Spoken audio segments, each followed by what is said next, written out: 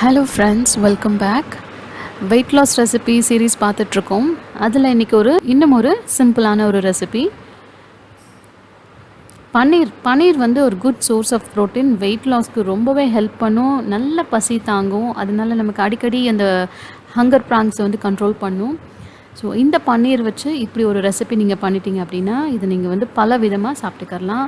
சாப்பாடோட, தோசையோட, stuffed roti, sandwich, அந்த மாதிரி நிறைய வெரைட்டிஸ் இந்த ஒரு இதை வச்சு நம்ம பண்ணிக்கிறலாம்.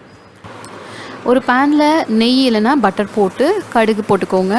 கருவேப்பிலை, பச்சை மிளகா போட்டு வெங்காயம் போட்டு நல்லா வதக்கிடுங்க. இஞ்சி பூண்டு பேஸ்ட்டையும் போட்டு நல்லா வதக்கினதுக்கப்புறம் தக்காளி சேர்த்த உடனே மசாலா, மஞ்சள் தூள், மிளகாத்தூள், தனியாத்தூள், கொஞ்சமாக கரம் மசாலா சேர்த்து தண்ணியும் சேர்த்து நல்லா குக் பண்ணுங்கள். இந்த வெங்காயம் தக்காளி தொக்கு வந்து மசாலாவோடு சேர்ந்து நல்லா குக் ஆகி ஒரு கிரேவி மாதிரி வந்துடும்.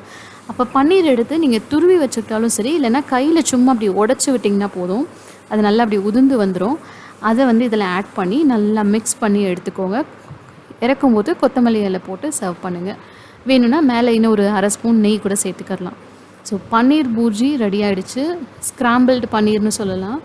நான் முன்ன சொன்ன மாதிரி இதை ஒன்று பண்ணி வச்சிட்டோம் அப்படின்னா நம்ம எப்படி வேணாலும் இதை சாப்பிட்டுக்கரலாம். இதை அப்படியே லஞ்ச் மாதிரியும் கூட சாப்பிட்டுக்கரலாம்.